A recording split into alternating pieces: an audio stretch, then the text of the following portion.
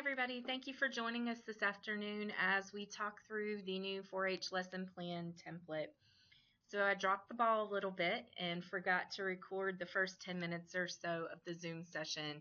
And so what you are hearing now is me fixing that.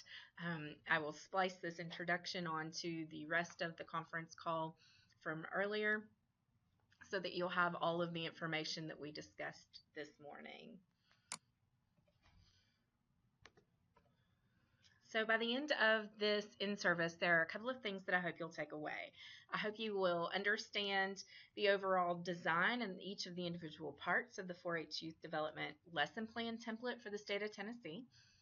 I hope you'll be able to take those lesson plans and understand how to gather important information from that lesson plan, and that it will give you the information that you'll need to be able to share those with classroom teachers so that they understand the content, the methodology, and how that relates to the content standards that they teach in their classrooms.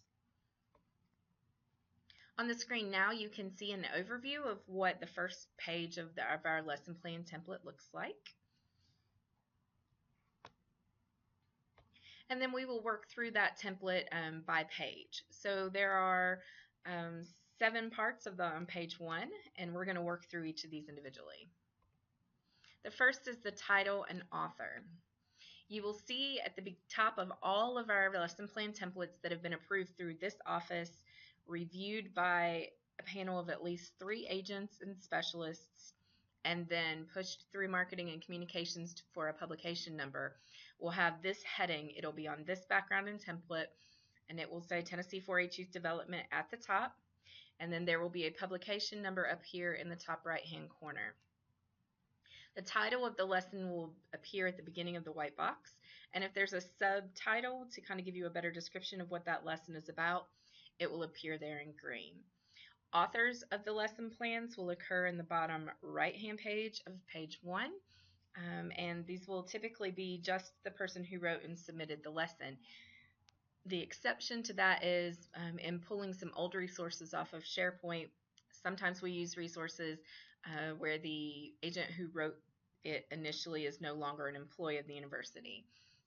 That person will still receive first author notice on that lesson plan, but marketing and communications requires that there be a current employee listed as a co-author. And so in those situations, my name will also appear at the bottom. The skill level will give you an indication of the age that we are targeting with that particular lesson. You will see beginner, intermediate, or advanced, and typically you will see also then a grade level or grade levels. With that, let me say that while we are focusing beginner on 4th and 5th grade, intermediate on middle school, and advanced for high school students, don't discount a lesson just because it's written at the beginner level and you need it for a middle school lesson. We encourage you to go ahead and pick the lesson up, look through it, and see if there are ways that you can expand that up to the age that you're working with. Or with the intermediate and advanced lessons, are there ways that you can scale them down or take small components of them to use for 4th and 5th graders? I will say, though, that the level that the lesson was targeted toward are the standards that we will include in that lesson as well. For learner outcomes, these are the things that at the end of the lesson we hope the students will know, be able to do, or dispositions and attitudes that they will possess. And they should allow you the opportunity to communicate directly with the students what it is we want them to take away from the lesson. The educational standards supported will be state content standards. Because of spacing issues on page 1, typically you will only find the letter and number designation of those state standards, and then on the supplemental page or the very back page of the lesson plan, you'll find the full text for that standard. I don't know about you, but I've always just happened to remember what GLE 0706.INQ.1.2 is. So we'll give you the full text of that so you don't have to go look it up. Some of those are quite lengthy, and there just isn't room to put those on that first page in any way that makes sense. These standards are what you'll share with the teachers when you go into their classrooms so that they understand how what you're teaching reinforces or supports the curricular standards they are held accountable to. Success indicators build off of the outcomes, and these are a little more discrete, measurable outcomes. I guess really the way we break those down is that indicators are things they should be able to do by the end of the lesson, whereas sometimes outcomes are a little broader and it may take 2 or 3 lessons in a series to get them to accomplish the outcomes. The indicators are maybe sort of the baby steps that get them to those larger outcomes. But they are the ways by which, at the end of this lesson, we assess whether they are progressing toward mastering the outcome. Time needed is pretty self-sufficient, self-explanatory. Please know, though, these are estimates. I mean, we want you to have a ballpark estimate, but really with any lesson, you can scale it down to fit a shorter time period or scale it up and draw it out to take up more time. You can allow students opportunities to dig a little deeper or work into richer detail.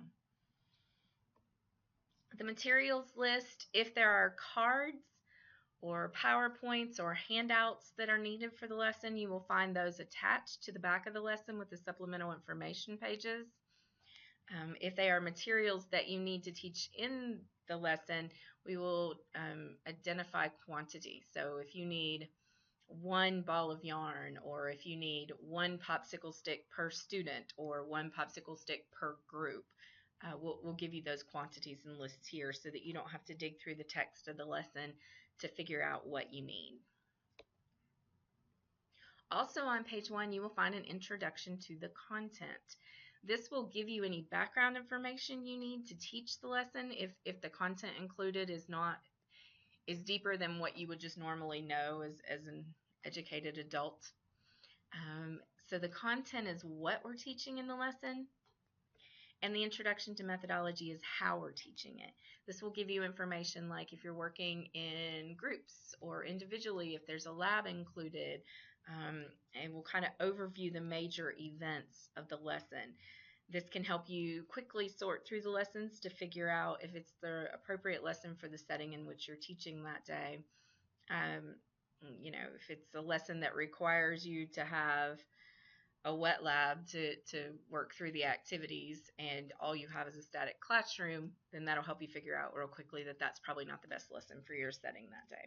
So again, content is what we're teaching, methodology is how we're teaching. And so that is the parts on page 1 of the template. Next, we will look at page 2. Okay, so moving on to page 2 of the template. We're going to talk through terms and concepts, setting the stage, opening questions, the experience, and tips for engagement. One of the things that's important as you're delivering lessons is that you know what you're talking about and you feel very comfortable with the terminology. So we will always include any vocabulary words that may be unfamiliar to you or may be unfamiliar to the students, and we will work to define those in kid-friendly terms so that if a kid asks you a question, you've got an easy reference right here to refer back to. Setting the stage is designed is that beginning instructional piece to grab students' attention, engage them, and sort of frame for them what you're going to be discussing that day. So you'll typically find bolded text or things that are designed for you to say to the student. I call that teacher talk. Those things that kind of give you an idea. I'm not telling you to read them verbatim at all, but sometimes it's useful to have an idea of how you're going to frame and open the lesson so that you're making very concrete connections for students that they can follow. Anything that you do to engage the students as part of that lesson will be included there in setting the stage as well. Typically, these will use some type of activating strategy or multimedia component. If you don't have access to multimedia components in your classrooms, don't worry about it. There are plenty of ways that you can model for kids, like for instance with this lesson plan, what a bad speaker is and what a good speaker is. So don't let that deter you from using a lesson plan. If you know you're not going to have video access, watch the videos before you go in, get a feel of what they're supposed to be doing, and then you demonstrate a bad speech and a good speech for your kiddos. Those opening questions are designed to build those connections for students as to how what you're teaching them connects to what they've learned before, connects back to prior knowledge, and then how it connects into their life outside the classroom walls, right? And so they're really just to kind of increase that level of engagement and get them ready to go. It allows you to do that sort of informal pre-assessment of prior knowledge so that you can also tailor your lesson, the rest of that lesson, to the ability level of the audience that you're working with. All right, for the experience, the rest of the lesson plan is structured using the experiential learning model. I mean, I've had this conversation with many of you over the last year and a half. There are lots of different instructional design models. I tend to prefer to work out of a different one, but the experiential model is the one that 4-H works out of.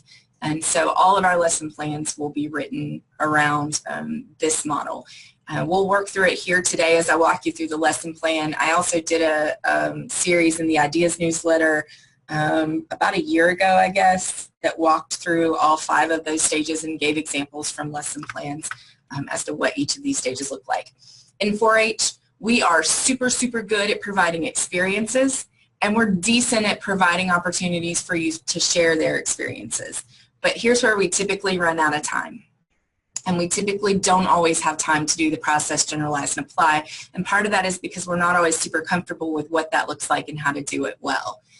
And so we're hoping that through the lessons that are coming out from marketing and communications that have been reviewed and published, that will give you some ideas of different ways that you can incorporate these 3 steps and realize that these 3 steps don't have to take, 30, 40 minutes each, that you can move through them fairly quickly. But they are powerful components in allowing students to make sense of what they've learned here and applying that new knowledge or skill in other contexts down the road.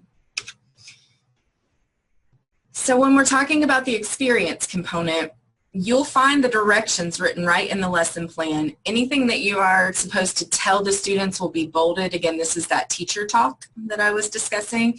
Again, this is not intended to be scripted. I'm not telling you to read the lesson plan. This is just to give you some idea of how to frame it and then put it in your own words and deliver it in a way that's authentic to who you are.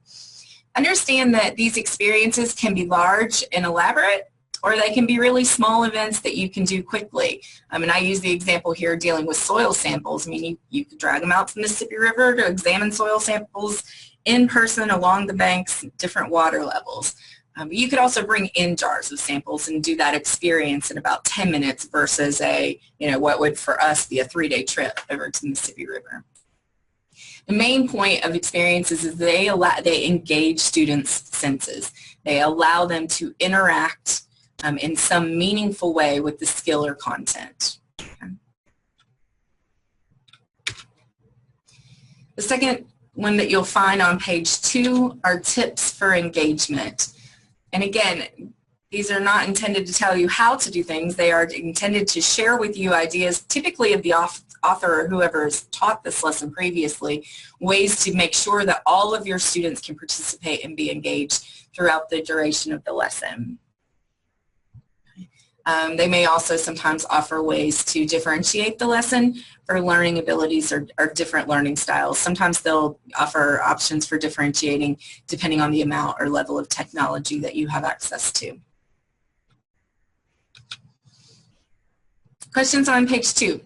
Page 2 is a lot of the directions and teacher talk for actually doing the meat of the lesson. I'll pause for a second for questions.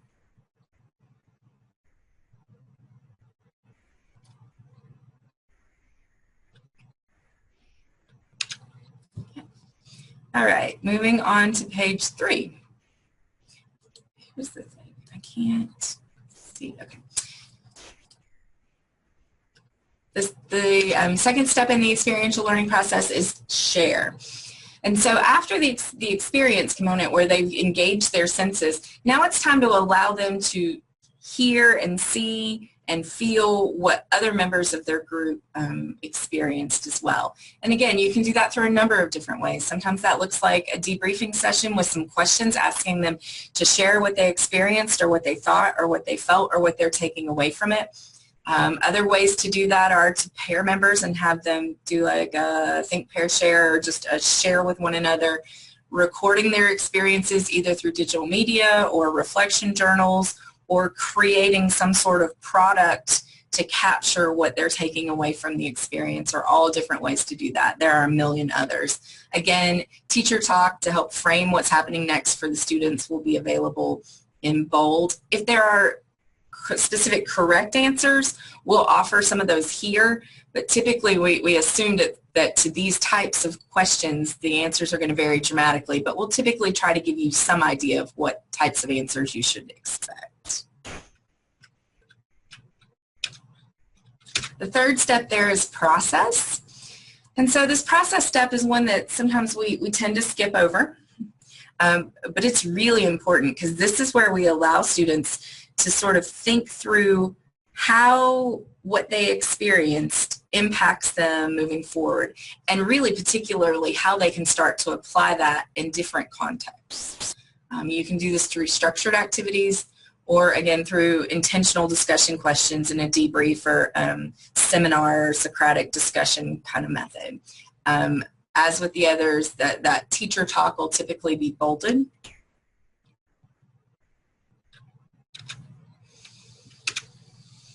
And then in generalized, this is where we're allowing them to make those connections to what they've experienced and learned in their life outside the classroom, right? This is where we dig into that. Okay, so we did this really cool thing. So what? Why does this matter? What's the big deal? How does this experience relate to anything in my life? This is the when am I ever going to use this in real life part. And then the final section there is apply. And this is that part where in the instructional design world, we talk about how do we improve retention of the content and the ability to transfer that content into new context, right? So one of the things that we know about kiddos and the way their brains work, and honestly the way adult brains work too, is that, you know, I can learn how to solve a problem in math class. But then if I go into science class in a different context and you ask me to use that math skill, sometimes I struggle to make that connection, to transfer the math skill into a new context. And that's particularly applicable in 4-H, where we do all kinds of real-world hands-on experiences for our kiddos. And they may be able, in our situation, to see how what they learn and what they experience is related to real life. But where we miss that opportunity is helping them understand how that relates back to what they're learning in school. Right? So, hey, do you realize that what you just did is this math process or this scientific process that you're learning about in your science classes? So in Apply, allowing them to make very intentional connections between what they've learned and experienced and other contexts or situations. Okay, so that's the major parts of the actual lesson plan itself. I'll pause for just a second to ask for questions about the lesson plan template, and then we're going to talk about how to read educational standards for the state of Tennessee, and we're going to share with you current and pending resources that are out or coming out soon.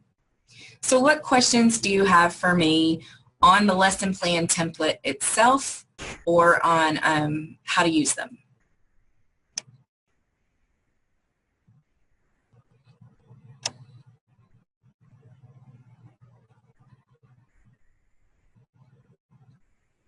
Jennifer, would you assist people that are completing these templates with some of these processing questions and generalization type questions? Can you, if they leave that blank, or how do you want that prepared if they need help with this process? Neil, can you say the beginning of your question again? We didn't have full volume initially. What I'm saying, if someone submits a lesson plan and they don't feel comfortable with the process and identifying those questions that are needed and those other parts of the experiential learning model that we seem to leave out, can you help them with that? Yes, absolutely. And so what the pitch I will make is send us what you got and then we will work with you and kind of bouncing back. And the way that that's worked to this point is we ask people to send in their stuff. We've put it into the template just to kind of see where we're good and where we have some holes to fill in. We've made some suggestions back to the author of this piece is missing. We were thinking something like this might work here, really just to kind of springboard ideas. If they like our ideas, awesome. A lot of times what happens is they'll go, that's a good idea, but what I was really thinking was this, and they'll put their piece in there. But we'll bounce that back and forth. And we also are very comfortable pulling the state standards and helping to identify the outcomes and those types of things. So yes, it is our goal to make this as pain-free for you all as possible and to be as customer service oriented and user-friendly as we can be.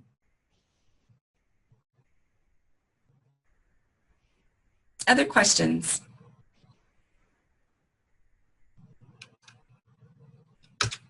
Okay, so let's take a little bit of time and talk about how do you make sense of state content standards. Remember, these are going to be noted on page 1, and then the text of the standards will be included on the back supplemental page of the template. These are critical for your in-school clubs. Let me clarify that.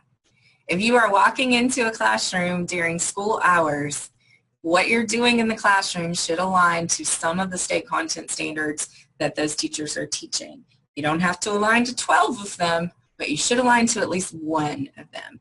Now, if you are meeting in a school after school hours or anywhere else outside of a school classroom during the school day, you don't need to worry about this. I do not feel or believe that it is our mission to teach the state of Tennessee's content. I do believe that when we are in their classroom using instructional time, that we have an obligation to be working toward those standards, okay? So if you're using these in after-school clubs or community clubs or project clubs, you don't need to worry about the standards. If you connect to them, that's awesome. Make that connection clear to your students so that they know that, and that you know, you're showing them how what they're learning in school applies in the real world. But if you're using them in a classroom, they need to be aligned to state standards, and it will be incredibly helpful for your teachers and for their administrators if you can help them understand what standards you're teaching to. And so we're going to talk about how to read those so that when you walk into a classroom to teach one of these lessons, you can share a copy of the lesson plan with the teacher and you can help them see directly which standards you're doing, right? So all classroom content from grades K through 12 and every subject, including those related arts subjects like technology, family and consumer science, health and PE, art, music, band, all of those have state content standards. I've given you the link here, but you can also Google Tennessee State Standards and it'll pop you right up. Tennessee actually has a pretty decent state standard website.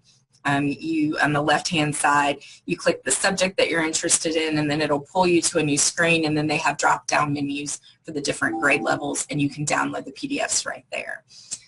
And across the subjects, and today we are just going to talk about those core subject areas because those tend to be the subjects that most of our agents go into the classroom for. So we are just going to focus on English language arts, which you'll hear referred to as ELA, science, social studies, and math.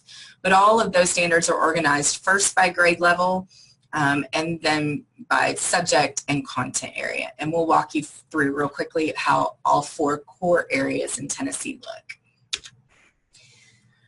Okay, so reading is broken down into strands related to types of literature. So there are 3 major strands in the ELA standards in the state of Tennessee: writing, speaking and listening, and language. And that breakdown is consistent for grades K through 12, right? You will find that from one grade to the next, the standards look pretty similar, but there'll be minor wording differences in the standards that essentially are moving students from lower levels of Bloom and mastery to those higher levels of Bloom's and mastery.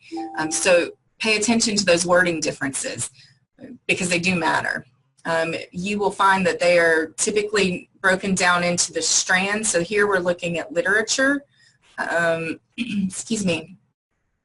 And then you will find that under each of these strands, they have different categories. So like language is also broken down into the categories of spelling and grammar and vocabulary. Okay. So once you're in here, then they're just denoted by straight numbers. So this is literature standard number 6, compare and contrast to view, blah, blah, blah. With the ELA ones, once you're just looking at the actual standard, you cannot tell what grade level it is. So you will have to know the grade level, and we will denote that for you on the lesson plans.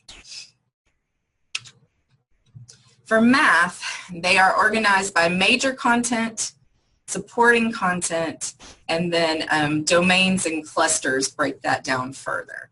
So the example you've got here, number and operations in base 10, and then you've got the cluster of understand the place value in the system, and then they're numbered sequentially 1 through however many they are with subparts A and B, C, wherever that's appropriate.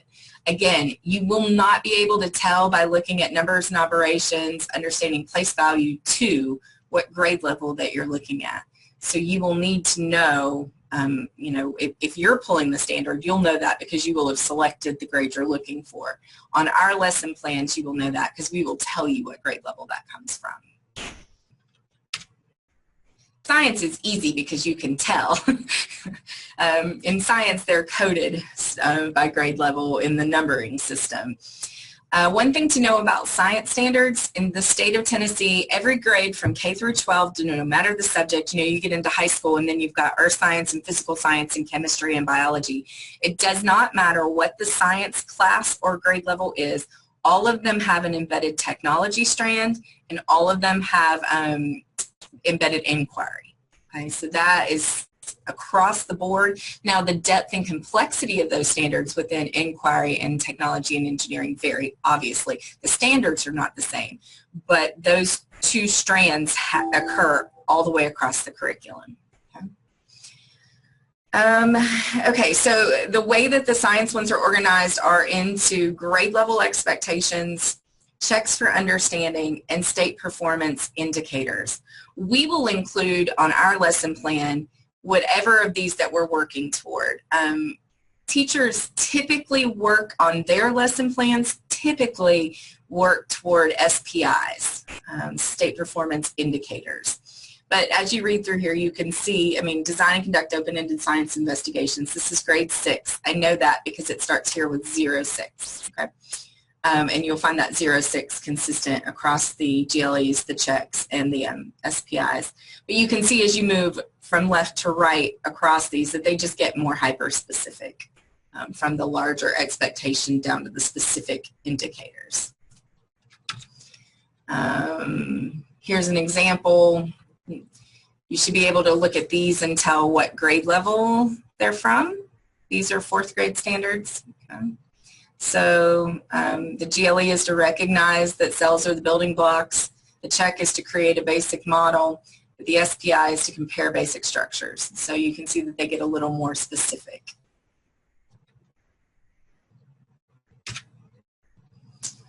Social studies is a bit of a beast. I can say that because I taught social studies for a number of years. The last time that Tennessee adopted new social studies standards, which I believe was in, hang on and I will tell you, was I right? Yeah, they're due for adoption within the next 2 years. So it's been about 5 or 6 years since they adopted new ones. But the last time they adopted new ones, they completely reorganized the social studies standards. We moved from sort of a basically looking at history and geography by area of the world to looking at it chronologically. All right. So our 4th grade does American history to 1850, and then in 5th grade we pick that up from 1850.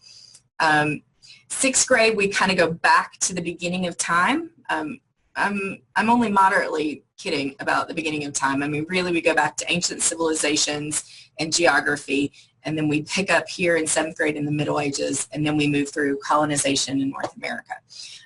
In high school, it gets more subject-related. You'll break out into government, American history, world history, those types of things. But their standards, do I have a, yeah. Their standards are a beast, and there's just really no way around that. You will know the grade level in social studies because it'll be the first number, but the 0.1 will give you through. And they typically, go up to like 0.23. It's huge and out of control and unwieldy and difficult to read. One of the things that happened that was a bit frustrating for those of us who tried to do curriculum that reaches across subject lines is they pulled all of the specific map, graph, and chart reading and development skills out of the actual standards. and those are now just considered practices or habits that students are expected to develop through learning the state content standards. And so it used to be you could really tie just about anything to social studies because you could focus in on those mapping skills or those graph and chart reading skills. But those are gone now, so you're going to have to find a content tie to what you're doing if you're looking to use social studies. Okay, what questions do you have for me on reading state content standards?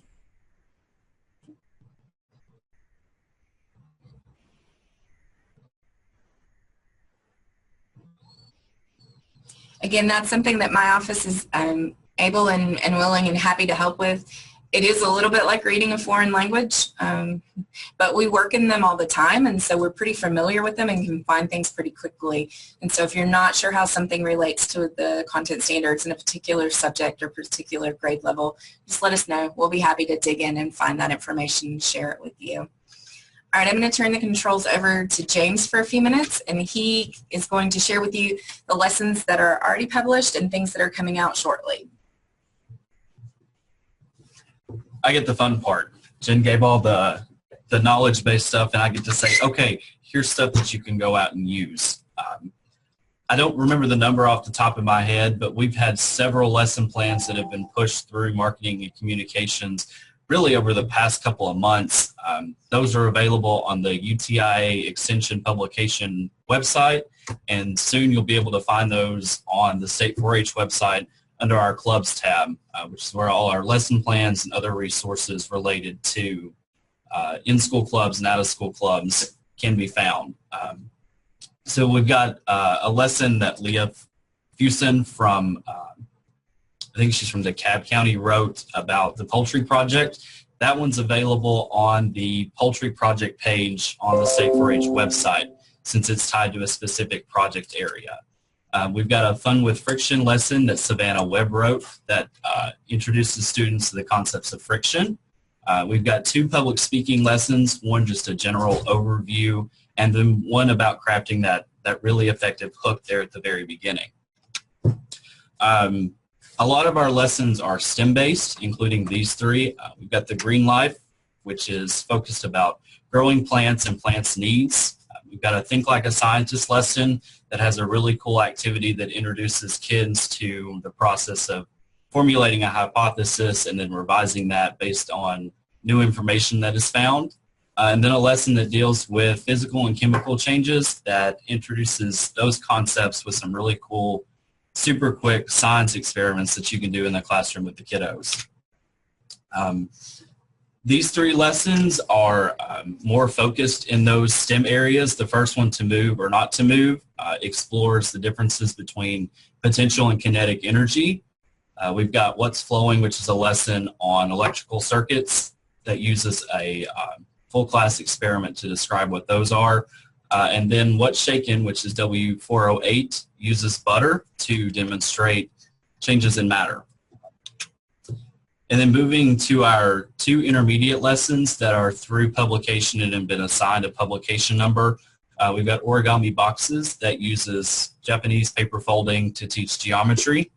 And that one's aligned to 6th and 7th grade content standards. And then Danielle Pleasant has pushed through a lesson entitled Merchants and Traders that deals with supply and demand. We've got several publications that are awaiting publication number and final approval for marketing and communications. Since these slides were made yesterday, we've actually submitted 4 more lessons to marketing and communications to be published. All of those are tied directly to 4th grade to be used in those first 4-H club meetings that you use. We've got one on Exploring 4-H that's been adopted from the Exploring 4-H curriculum that was pushed out a few years ago.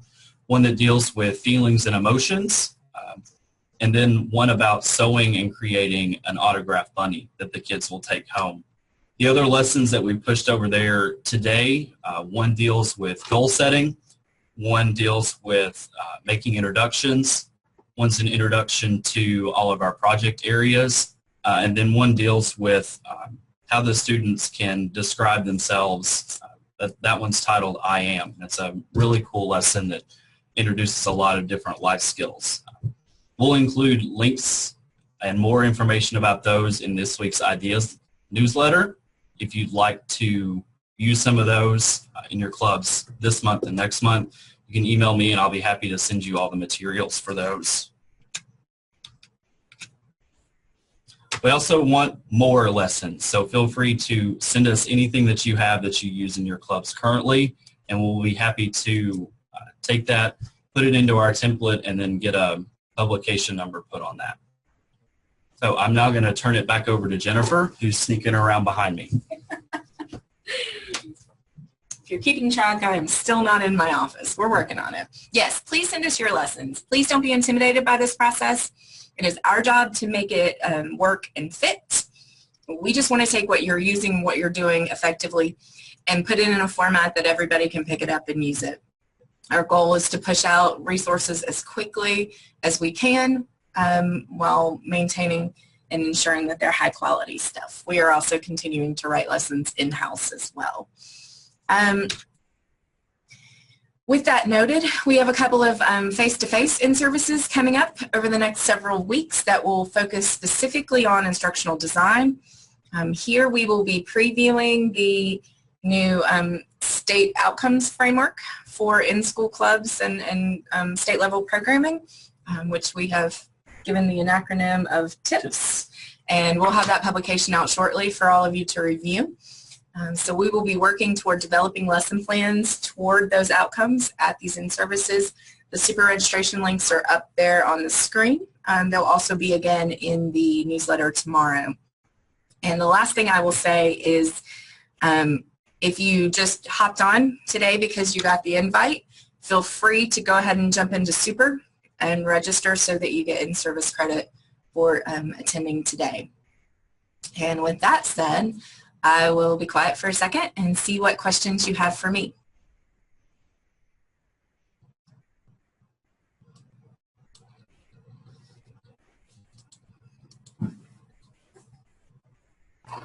Jennifer, if we wanted, go ahead.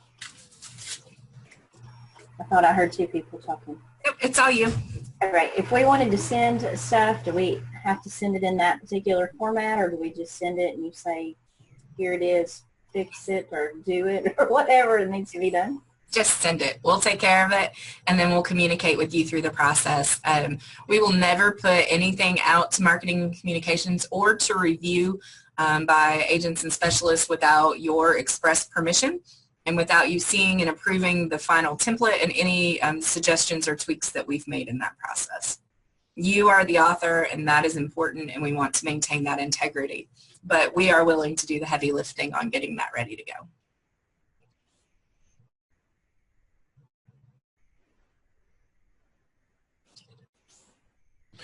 Jennifer, is the idea just to go on the website and can you search for different items for content, or is there any type of indices or anything so we know what's available? Yes, I'm going to pull up the state 4-H website for you. Okay. Yes, the goal is to eventually have a completely searchable database there. And one day we will be there, and that will be fabulous. Today we are here, and we're making do. I'm hoping now you all can see the 4-H website. So you'll notice that some changes are already starting to happen. One of the things that has already been completed is on the project page. We've reorganized this to be a little more visually appealing to our kids. Our swine are still stretched. Can we make a note of that? And so this is a little more visually appealing for kiddos to search. Once you come in right now, these pages still look pretty similar. They will eventually change and be more graphically laid out and organized. But currently, as we are producing lesson plans, if they have a connection to a specific project area, they will be here on this page.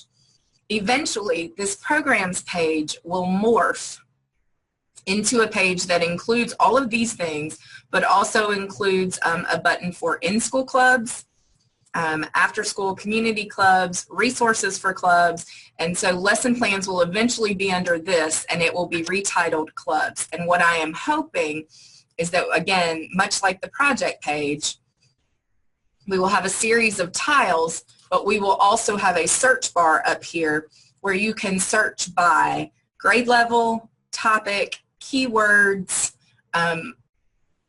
standards area. We're probably not going to be able to search by specifically. You're probably never going to be able to come in and say, I want science standard GLE 0706.1. That's probably never going to happen in my lifetime.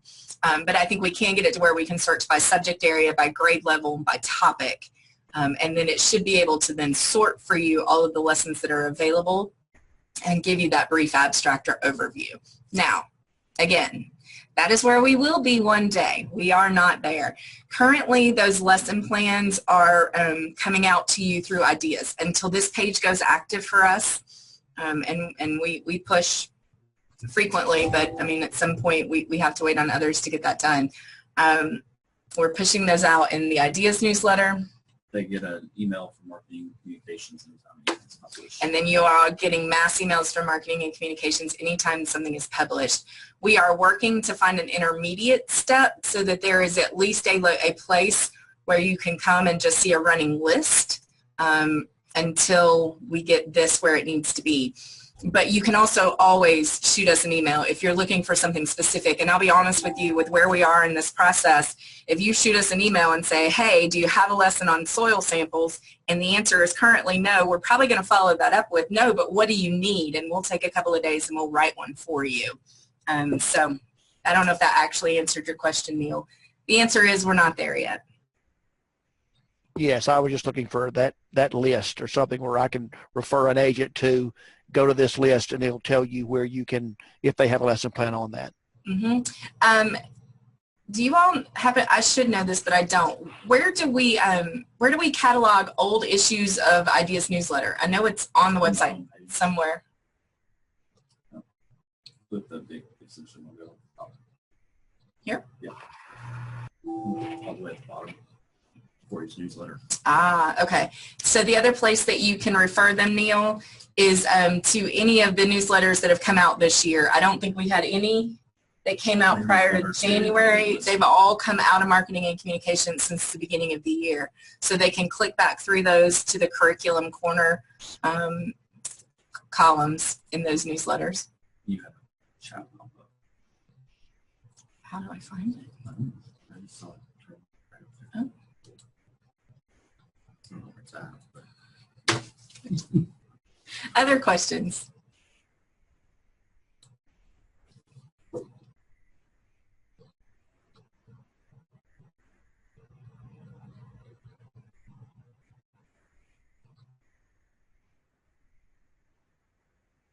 Okay, well, we thank you for your time today. Certainly, if you have any questions, always feel free to email me and or James, and we'll be happy to get back to you quickly and try to address your needs. Yes, this is going to be available as a video to everybody. I've got to figure out how to splice in the first section that I talked over, but we'll get that done. We'll get a link posted, and it'll go out in this week's newsletter as well. Thank you. So go sign up for our in-services. It will be better organized than this because I will not be locked out of my office on those days. And let us know how we can help. Thanks, guys. We appreciate your time.